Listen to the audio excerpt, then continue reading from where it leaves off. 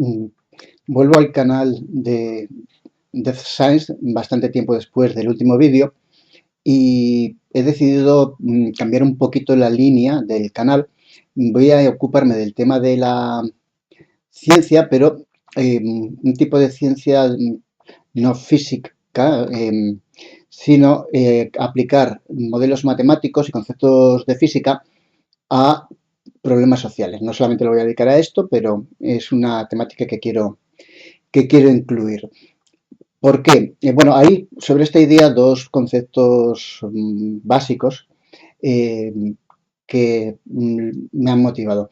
Por un lado está en la psicohistoria de Isaac Asimov. Si habéis leído la saga de la Fundación, ahí existe el concepto de psicohistoria en el que Asimov se dedica a sugerir que un tal Harry Seldon, un excelente matemático, aplicó pues eso, modelos matemáticos para predecir el comportamiento de las sociedades. Ahí la idea básica era simular la sociedad un poquito a la línea de la termodinámica o de la mecánica estadística.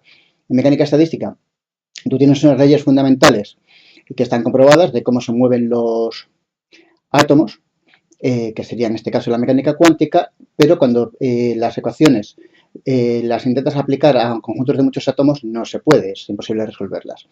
Y entonces, a partir de la mecánica estadística, que es una serie de técnicas para medir, para manejar muchos átomos, llegas a la termodinámica. La termodinámica se había creado en el siglo XIX sin hacer grandes suposiciones sobre cómo funcionaban los materiales, los gases, básicamente, porque era lo que más usaban para la máquina de vapor, fueron capaces de extraer bastante información. Vale, eso es la parte de Asimov que ya analizaré porque es interesante entender muchos conceptos de psicohistoria y distinguir lo que es los diversos tipos de ciencia y los diversos tipos de leyes en física. Y luego hay un escritor, otro escritor de ciencia ficción que me encanta, mucho más que Asimov, que es Gregory Benford, y en uno de sus libros llamado ITER, que versa sobre un agujero negro de un tamaño pequeño, un agujero negro primordial, pero que parte de la idea de que los campos magnéticos alrededor de un agujero negro, es decir, la materia de acreción, o sea, la materia que va cayendo en el agujero negro genera campos magnéticos y esos campos magnéticos adquieren vida. Esa es una idea que había plasmado en la saga del núcleo y entonces vamos a ilustrar. Y bueno, iba a ilustrarlo, pero no merece la pena. Termino rápido con la introducción. En ese libro, que es muy interesante, hay un personaje humano que, como los humanos han detectado ese agujero negro porque viene hacia la Tierra y tal, hablan de que hay que tomar medidas y que los políticos no son adecuados y dice una frase que yo denomino la segunda ley de Benford, que dice que si las humanidades son importantes no se deben dejar a los humanistas. Bien, la primera ley de Benford, por cierto, sería que lo más importante que debes saber de un alienígena es que es un alienígena. Vale, bueno. Una vez hecha la motivación, explicada la motivación, voy con un primer post en esa línea. Y vamos a algo que está relacionado con las ciencias sociales, que son los modelos de crecimiento, los modelos poblacionales, que es un poquito ligado con la teoría de la evolución. Bien, muchos de los problemas de lo que es la civilización occidental actual, y por civilización occidental me refiero a las que siguen los modelos económicos que surgieron en la Europa del siglo XIX, principios del siglo XX, es decir, basada en una industria, basada a su vez en la ciencia de Newton. Eso incluye Europa, incluye Estados Unidos, incluye parte del sudeste asiático, posiblemente algunos países más. Bien, esos modelos sociales, también que pueden considerarse capitalistas, eso es un poco irrelevante, o no, ya veremos.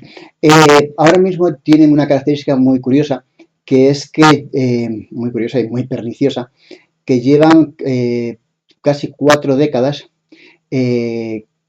perdiendo población, o casi. Bien, ¿a qué me refiero con eso? Bien, me refiero a que natalidad en los países europeos ha caído un montón. Entonces es un problema que se está empezando a coger una idea de lo tremendo que es, pero realmente yo creo que la mayoría de la gente no es ni remotamente consciente de lo grave que de verdad es el asunto. Vale, entonces vamos a analizar un poquito desde el punto de vista de Machine Learning, Data Learning o matemática en general, cuáles podrían ser las causas, porque cuando se habla de este problema se empieza a hablar de que si los sueldos, que si los pisos, que si esto, que si lo otro, y no se miran los datos. Teóricamente podríamos utilizar árboles de decisión o alguna otra técnica de Machine Learning. Entonces los árboles de decisión, digamos que tú tienes una serie de... La idea es construir un árbol de decisión que tienes una serie de probabilidades y en función de estas decides cuáles son los factores más influyentes. El típico caso es, voy a jugar al tenis, o sea, pero está lluvioso, no está lluvioso, hace calor, no hace calor, etc. etc. Y entonces tienes una lista de los días que has ido o no has ido a jugar al tenis en función de tres factores, que son, pues eso, la temperatura, si ha llovido y la humedad.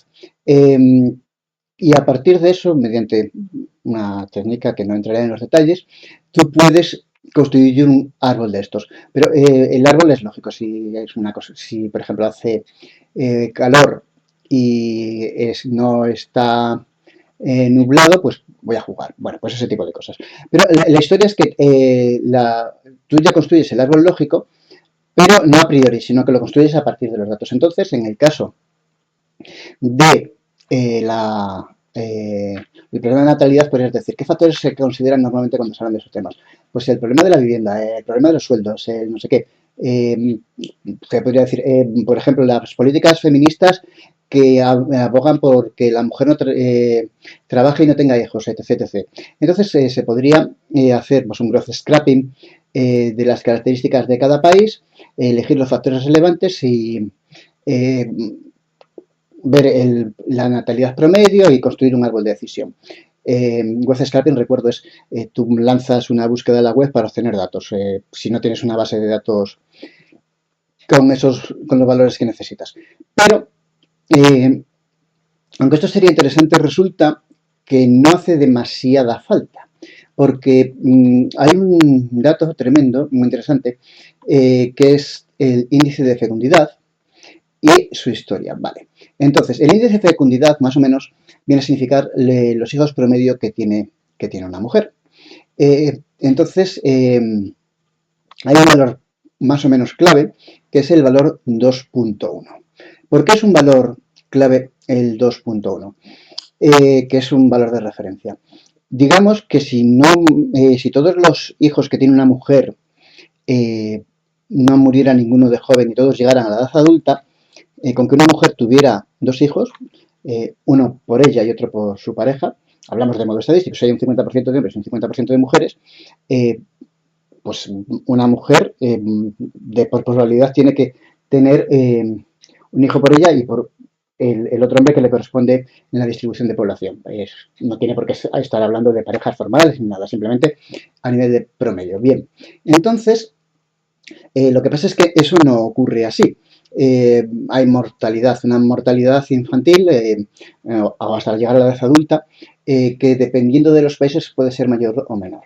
Y un factor que se considera es 2.1, que claro, eso en un país muy avanzado donde haya muy poca mortalidad infantil puede ser.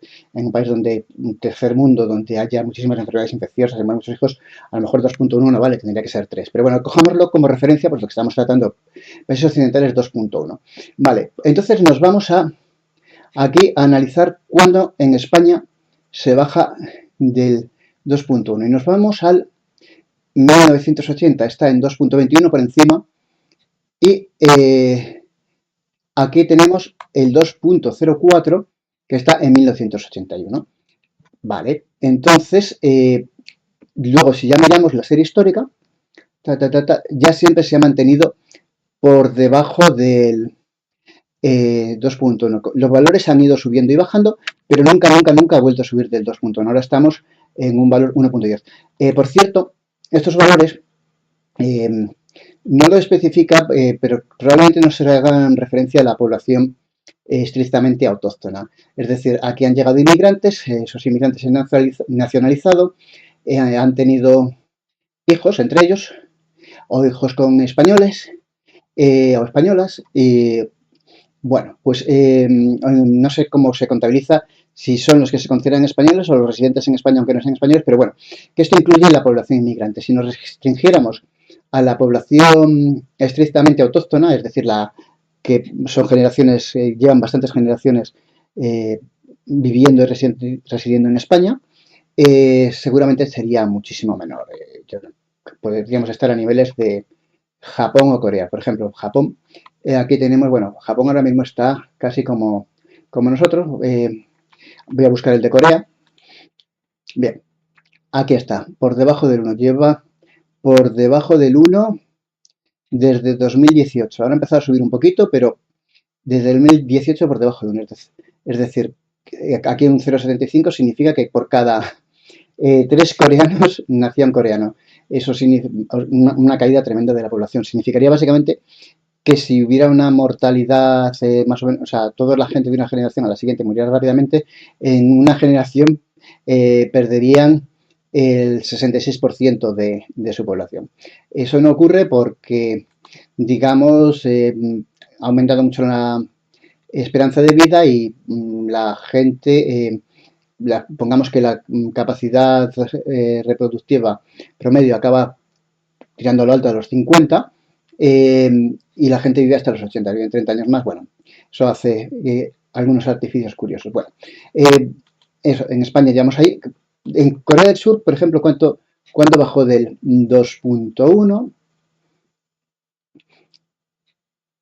En 1983, más o menos como en España. En Corea había tenido, igual que España, una dictadura, y creo que fue más o menos por esta época, cuando salió la dictadura. Pero ese no es el factor.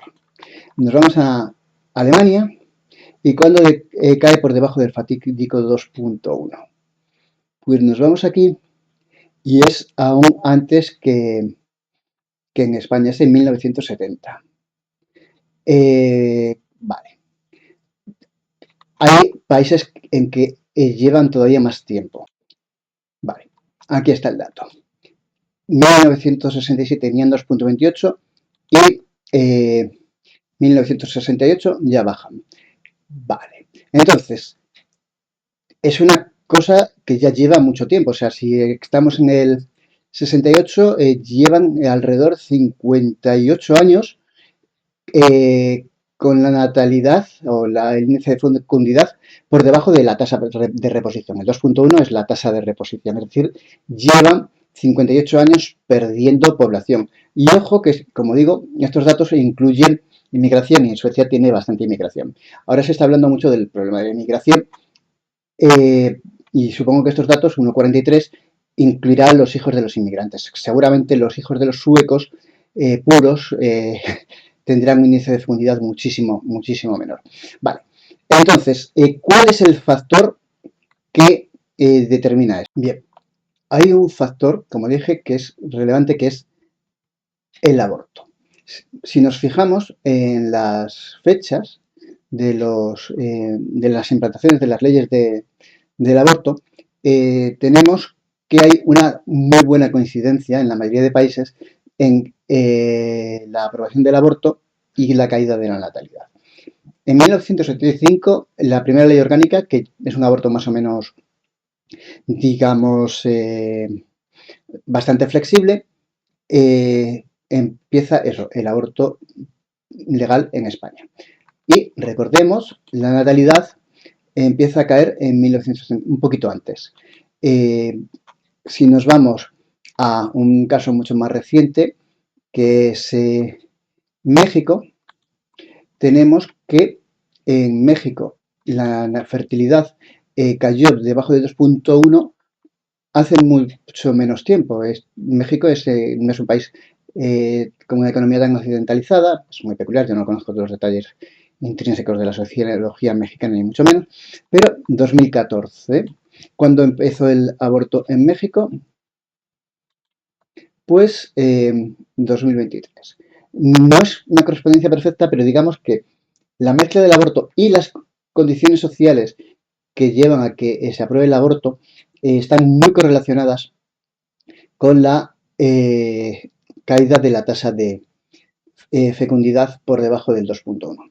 Bien, ¿qué suele ocurrir en un país cuando se aprueba el aborto? Pues digamos que los colectivos feministas han conseguido lo suficiente poder de representación y, aparte de aprobar la ley del aborto, aprueban otra característica fundamental, que es el trabajo de la mujer. Entonces, bueno, eso sería otra pata. Digamos que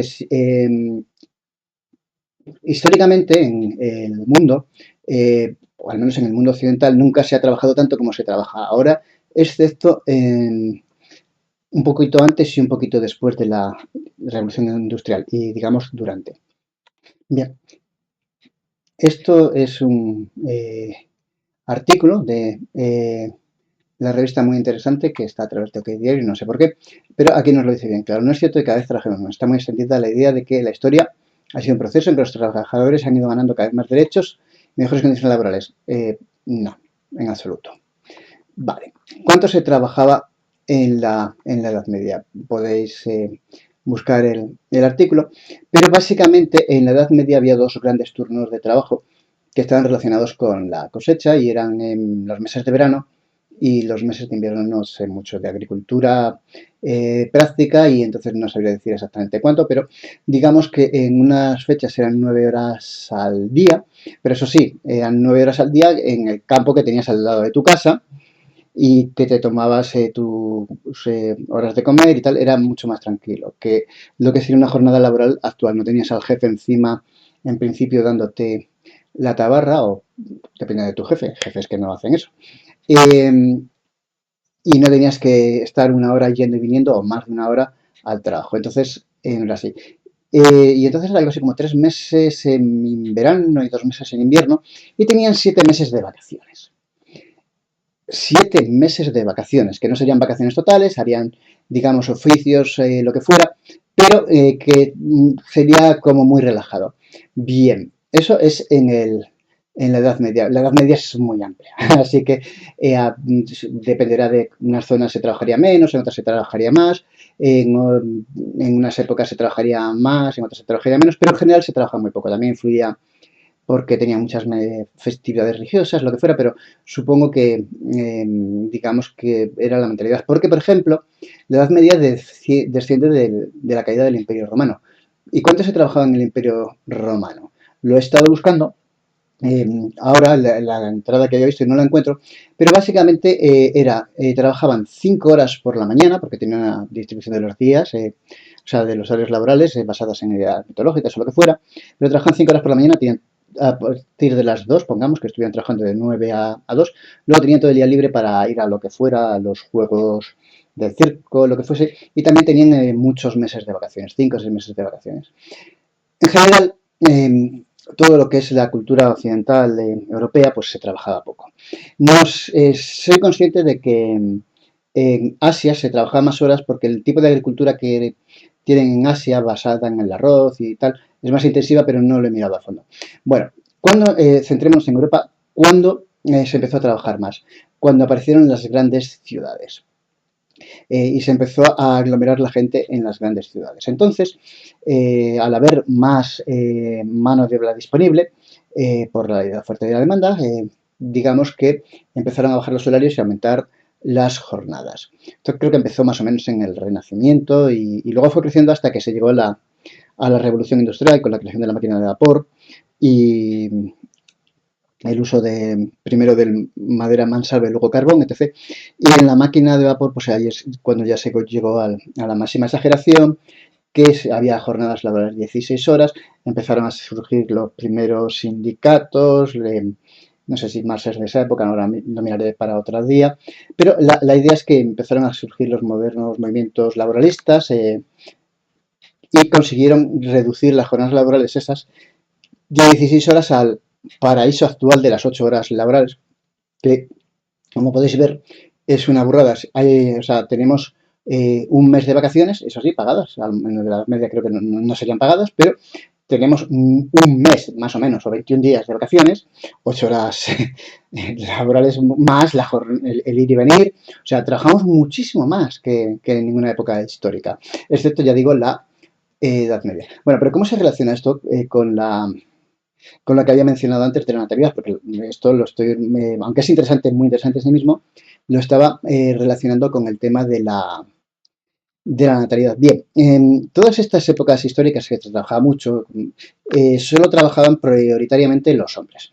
Entonces las mujeres podían estar en casa, da igual si eso está bien o mal, no hago valoraciones, pero era un hecho. Entonces podían dedicarse a cuidar de los hijos. Además es que en esa época, en la época de las primeras ciudades, empezaron a surgir como nunca las epidemias, porque nunca había habido tanta concentración de población humana en tan poco sitio, al menos en Occidente, como si Oriente es un poco un mundo aparte, y empezaron las enfermedades infecciosas, digamos, saltaban de una persona a otra y se expandían, vamos, a toda velocidad y moriría muchísima gente muchísimo más rápido que en ningún pueblo en ninguna época anterior y las epidemias eran continuos. Había habido epidemias antes, la peste y tal, pero nunca tantas y tan variadas. Entonces ahí, para las enfermedades víricas es cuando empezaron a aparecer las vacunas.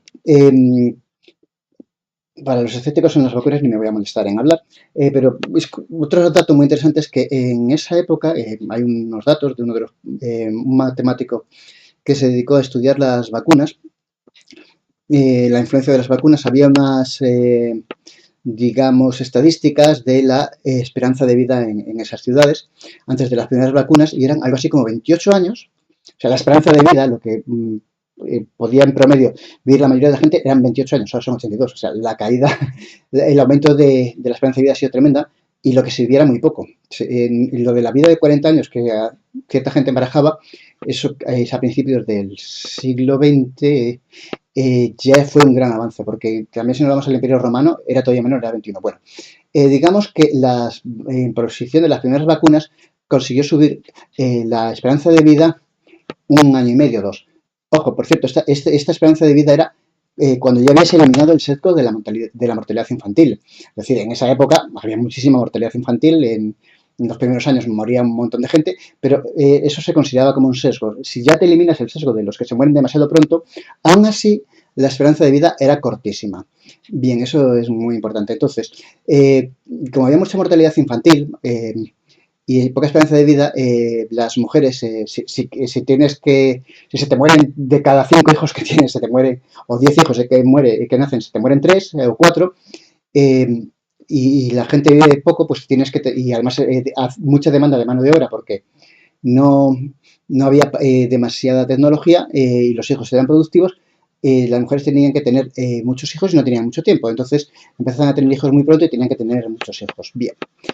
Y como vivían en sus casas, digamos, y no trabajaban, se podían dedicar a los cuidados y a tener hijos.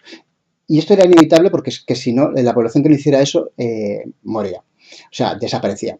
Vale, entonces, volviendo ya a lo que teníamos de las fechas del aborto, como en el moderno occidente, pues, los derechos laborales, los derechos al aborto, más o menos coinciden, y entonces yo creo que el aborto sirve como fecha de referencia porque en casi todos los países coincide que cae la fertilidad por debajo del 2,1 más o menos cuando la fecha del aborto. Yo creo que el otro gran factor es la entrada, digamos, de manera abundante o mayoritaria de la mujer en el mundo de trabajo, porque si tú trabajas 8 horas y trabajan el hombre y la mujer, pues no hay tiempo para cuidar a los hijos adecuadamente, salvo que seas muy rico y lo puedas dejar con criados o cosas así, etc. etc. Vamos, digamos, y entonces los países han caído. De hecho, si haces un análisis, los países donde más se trabaja, tipo Corea del Sur, que hay una cultura del trabajo, es uno de los países con menor mortalidad. Japón, pues eso, también es uno de los países que está más caracterizado por tener muy pocos hijos y una edad muy avanzada. Japón es muy interesante porque como ahí no tienen inmigración, tiene una población muy envejecida y es famoso, pero realmente si nos fuésemos a la población autóctona, Alemania, España y tal, no están muy lejos de Japón. Japón, como digo, es muy fácil, muy útil para estudiar los que no tienen inmigración y llevan como 3 años perdiendo población. Es decir, desde que dejaron de tener hijos, la primera gente que dejó de tener hijos, pues su esperanza de vida es de 80 o lo que fuera y no se han muerto inmediatamente. Pero ahora ya llega un momento que están muriendo más gente de la que nace. Eso en España también pasa. Pero en Japón es más marcado y más puro por eso, porque no tiene inmigración. Y el último año que vi que tenían perdón, datos concretos eran 2,5 millones sobre 100 millones y pico de habitantes. Y seguirá creciendo porque a partir de cierta edad el ritmo de mortalidad es tremendo, entonces cada vez van a perder población más rápido. Y luego, cuando ya se haya muerto la generación boomer, ¿qué pasará? ¿Ya se volverá a rejuvenecer la población? Pues no, porque seguirán teniendo población invertida. Habrá menos población, pero como cada generación ha ido teniendo menos hijos que la anterior, tendrá menos población y sobre esa población la pirámide estará más invertida. Es decir, habrá más gente mayor que gente joven. Es decir, podríamos llegar, si estuviéramos en uno y en 2 generaciones, si todo fueran datos puros, más o menos podríamos decir que los jóvenes serían el 25%, no, tercios, el 33%, bueno, habría que hacer el otro datos, pero digamos, es fácil, pero de memoria no me sale, pero digamos que básicamente casi habría el doble de gente de mediana edad que jóvenes y el doble de gente adulta, o sea, mayor, que gente de mediana edad. Y habría que hacer los porcentajes para que diera 100. Vale, pues esas son más o menos las causas. Pero hay no solamente las causas, digamos, que he mencionado, hay una causa ideológica, que es los límites de población. O sea, en cierta época empezó a surgir a raíz del ecologismo la idea de que vivimos solo hay no hay planeta B, cuidemos el planeta, los recursos son finitos, etc, etc, etc. Esto tiene base científica, hasta cierto punto sí. Si nos vamos a los modelos poblacionales, eh, hay, bueno, modelos poblacionales en matemáticas tenemos desde mm, los una ecuación en diferencias para los conejos que dio lugar a un famoso, una constante de Euler, una cosa de estas, no me acuerdo exactamente cuál, pero que es un poquito antiguo. O sea, pero lo más moderno, no, dentro de la, digamos, ecología matemática moderna, sería la curva logística. O sea, si tú haces los modelos en tiempo continuo, se hacen mediante lo que viene a ser una ecuación diferencial. Quien no sepa lo que es una ecuación diferencial, no se ve aquí, lo mira en la wiki. Básicamente tú tienes una función incógnita y relacionas la función incógnita con sus derivadas. Y tiene que cumplir una relación entre la función y sus derivadas, tienen que cumplir una serie de relaciones. Y tienes que encontrar una función que cumpla esas características. Hay una serie de técnicas que permiten resolver una serie de ecuaciones diferenciales. Eso te puede llevar un curso con lo básico de 4 meses, un cuatrimestre en un segundo de carrera, cuando ya has visto más o menos cálculo diferencial bien, y luego un segundo cuatrimestre para cosas más avanzadas, que incluso puedes ver ecuaciones en derivadas parciales. No entraré aquí en esos detalles, porque si no eres físico matemático, no lo vas a saber, pero digamos que son cosas relativamente sencillas comparadas con otras cosas de matemática más moderna de resolver. Entonces, la ecuación diferencial que cumple el modelo logístico, porque si no tienes en cuenta los límites de lo que llaman aquí la capacidad de carga del ecosistema, a lo mejor lo tenemos por aquí en otro modelo, no, lo voy a buscar a crecimiento logístico, aquí está. Vale, también el concepto de capacidad de carga. Bien, entonces aquí volvemos a tener la ecuación escrita de otra manera y un concepto que es la capacidad de carga. Más o menos sería cuál es la población máxima que soporta un ecosistema. Y entonces la idea es que si tú resuelves la ecuación diferencial y trabajas dibujas la curva de la solución, ves un crecimiento sigmoideo. Al principio, cuando hay muy pocos, digamos, individuos de la población respecto a la capacidad de carga, pues crecen de manera casi exponencial. Pero cuando se van acercando a la capacidad de carga, disminuye y nunca llegan a alcanzar el máximo, claro, porque el concepto de capacidad de carga de ecosistema es el máximo de población que tiene que hacer. O sea que al principio crecen muy rápido y luego disminuyen. Entonces, digamos que podríamos plantearnos, existe una capacidad de carga para el planeta o para una región y tiene que seguir un régimen así. Vale, estos modelos que son para poblaciones animales, pero podría aplicar, bueno, los humanos son animales, aunque se podría aplicar. Digamos, no sirve como referencia, pero el concepto de capacidad de carga, digamos que tiene un poco trampa, aunque no es odiosa. Digamos que, por ejemplo, un factor, imaginemos, es la capacidad de alimentos disponibles. Que, un factor muy obvio que podría ser un factor que te daría el límite de carga. Entonces, pasemos a los cazadores-recolectores. Nos vamos muy atrás en el tiempo, antes de la agricultura. Entonces, los cazadores-recolectores humanos tenían que competir con otros animales. Entonces, había una serie de frutas que podían recolectar, frutas o frutos secos, lo que fuera, una serie de animales que podían cazar, tenían a lo mejor que desplazarse y tal, pero tenían que compartirlo con muchos otros animales. Hasta que empezaron a crear la agricultura. Entonces, si tú tienes un ambiente, la agricultura y la ganadería, si tú tienes un ambiente que, una zona de campo acotada, una serie de metros cuadrados, lo que produce ese campo a nivel de vegetales, o sea, frutos secos, todo esto, frutas, lo que sea, legumbres, da igual, lo tienes que compartir con muchos animales, no te llevas todo.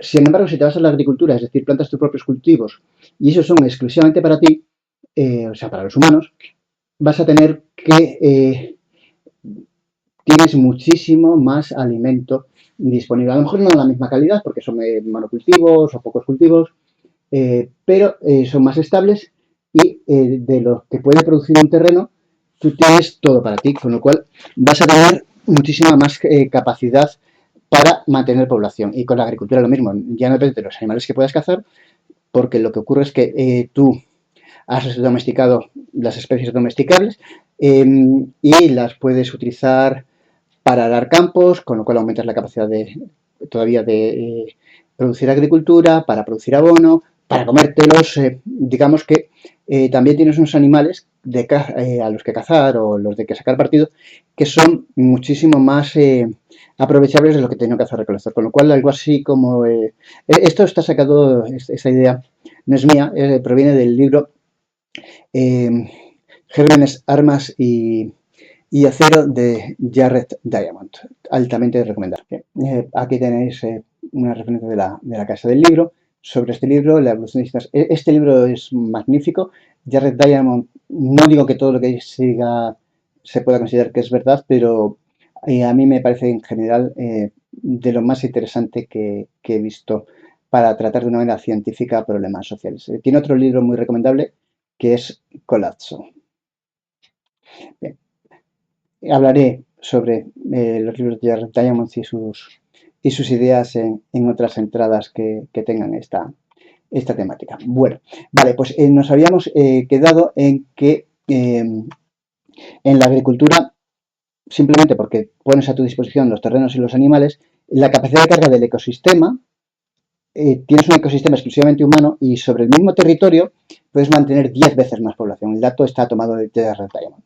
Es decir, un cazador-recolector a lo mejor es más grande, es más fuerte, más ágil, está mejor alimentado, pero en una misma kilómetros cuadrados dedicados a cazador-recolector y a agricultor ganadero, puedes tener una población humana 10 veces mayor. Entonces, ¿qué ocurre? Que cuando compiten, una población 10 veces mayor expulsa o aniquila a una población 10 veces menor.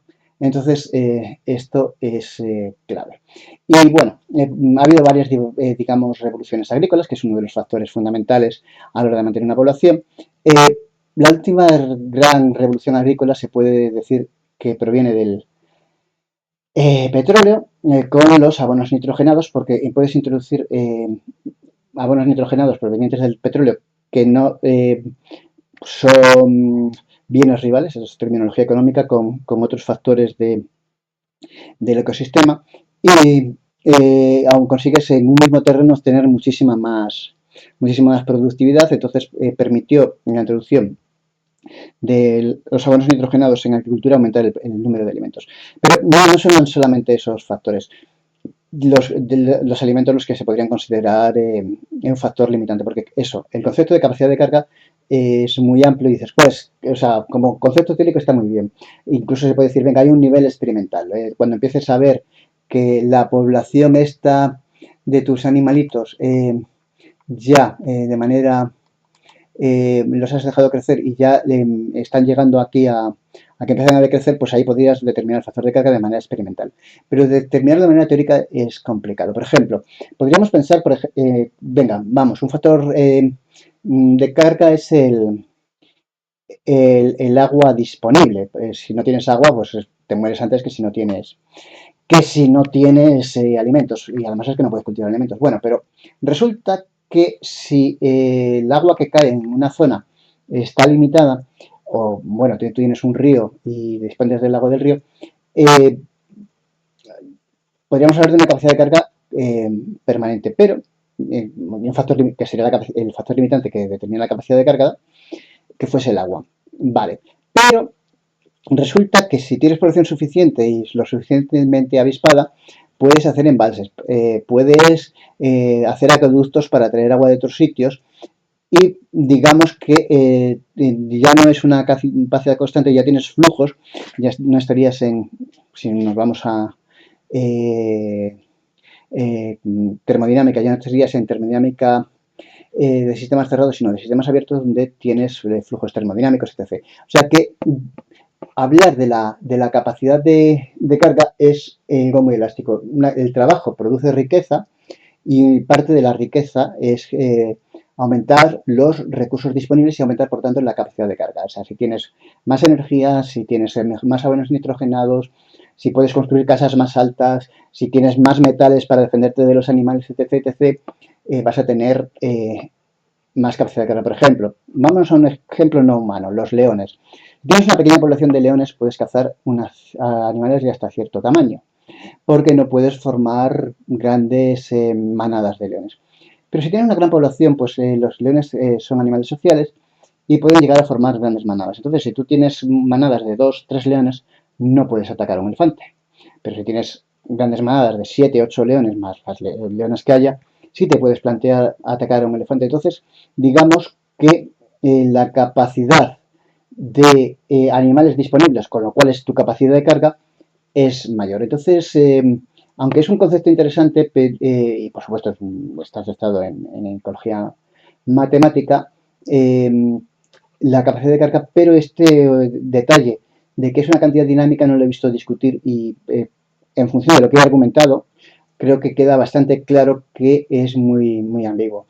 Bueno, por ejemplo, la minería también aumenta los minerales disponibles, es decir, una cosa es la biosfera más inmediata, pero si empiezas a cavar y extraer materiales, pues aumentas lo que es los recursos disponibles. Si cada vez cavas más hondo, aumentas cada vez los recursos disponibles. Hay digamos que dice, es que estamos explotando todo el planeta, pero en realidad solo explotamos un pequeño porcentaje de la profundidad de la Tierra y no estamos utilizando apenas energía atómica. Hay muchísima capacidad de extraer recursos. Ni de casualidad hemos empezado a realmente acabar con los recursos del planeta. Por ejemplo, el agua dulce. Si tú tienes energía ilimitada, puedes, aunque no sean unos procedimientos de desalinización lo más perfectos posibles, pero si tienes energía ilimitada, aunque no sea un tremendo rendimiento, puedes desalinizar toda la que tú quieras. O sea, digamos, cuando aumente la tecnología y la capacidad de trabajo, tú vas a poder tener cada vez más recursos. Y esto es cierto tanto para los humanos como para los animales. O sea, que hablar de los recursos limitados de un planeta y decir que como son unos recursos limitados no puedes tener más población es mentira. Pero, vale, esto es como argumento general. Si nos vamos a un caso particular de España, es muy interesante que se habla, no, es que hay mucha población en España. Vale, sí, claro. Comparemos España con otros países de Europa. Densidad de población, o sea, habitantes por kilómetro cuadrado. Buscamos España y está en el puesto 28, con 93 habitantes por kilómetro cuadrado. Tenemos por encima nuestro un montón. Tenemos, quitando países anómalos, que no cuentan porque son características muy especiales, tenemos Países Bajos, Holanda, Bélgica, 526, o sea, casi alrededor de 5 veces, un poco más de 5 veces más población, densidad de población que nosotros, Bélgica. O sea, somos uno de los países menos poblados de la Europa occidental, es decir, que no esté relacionada con la Europa del Este. Y eso no es así únicamente desde ahora, sino que es desde hace muchos. Es decir, incluso si pudiéramos achacar, decir, no, es que tenemos un país, digamos, un límite de población y no queremos, estamos expoliando España y no sé qué. Mentira cochina. Comparado con otros países tenemos muy poquita densidad de población. Bien. Bueno, me podría alargar más, pero no quiero hacerlo. Ya esto sirve como introducción al tipo de cosas que considero que se deberían analizar. Ha sido más general, otros días haré modelos quizás matemáticos más generales, hablaré de otros temas, pero siempre meteré más temas de economía, tal, lo que sea. Pero la idea es que, según la ley de Benford, no se puede dejar las humanidades, incluyendo la política, en manos de los humanistas. Es decir, esto es sociología para matemáticos y no sociología para acusmáticos. ¿Qué es un acusmático? Lo busquéis en Wikipedia. Hasta otra entrada del blog. Ah, por cierto, me había planteado hacer entradas sobre diversos temas de física teórica que estuvieron un cierto tiempo en moda. Por ejemplo, hace unos meses estuvo en moda el tema de los warp drives realistas. Me leí unos cuantos artículos de warp drives, o sea, warp de motores de curvatura que teóricamente permiten ir de una estrella a otra a una velocidad menor que la de la luz, todo esto muy bien al estilo Star Trek, y resulta que sí, que son modelos matemáticos correctos, resoluciones de las ecuaciones de Einstein y tal, pero de realistas no tienen un pimiento. O sea, igual que los agujeros de gusano, no vas a construir un warp drive. Está bien que se haga publicidad porque hay que hacer avances matemáticos y tal, pero la probabilidad, o sea, no hay ahora mismo ni remotamente ninguna posibilidad, es que ni siquiera teórica, o sea, aunque te dispusieras de los casos más, no servirían realmente con los modelos que hay para poder meter un humano en una burbuja de warp drive y enviarlo a ningún sitio. No entraré en detalle. Digamos que, y pasa con prácticamente cualquier concepto en física teórica, por eso la física teórica death sign. Hay avances, pero intentar correlacionar esos avances con cosas reales que se vayan a aplicar va a ser imposible. Entonces, bueno, por eso todo el conocimiento científico en física, matemáticas, informática, ecología matemática, que estuve trabajando unos meses en una tesis de ecología matemática, cosas que he ido aprendiendo por diversos factores. Creo que lo que pueda comentar está muy cerca de psicohistoria. La psicohistoria, como es un concepto para ciencia ficción, me gusta escribir ciencia ficción, pues he aprendido cosas simplemente porque me aparecían, pero ahora me doy cuenta de que realmente le vendría muy bien a la gente que pueda estar interesada tratar temas sociales de una manera rigurosa. Y no como la psicología actual, no como la sociología actual, que no tienen nada de riguroso. Y nada, no sé si esto tendrá interés para la gente y si llegará a triunfar, pero creo que está bien que lo intente. Hasta la próxima entrada, que no sé cuándo será.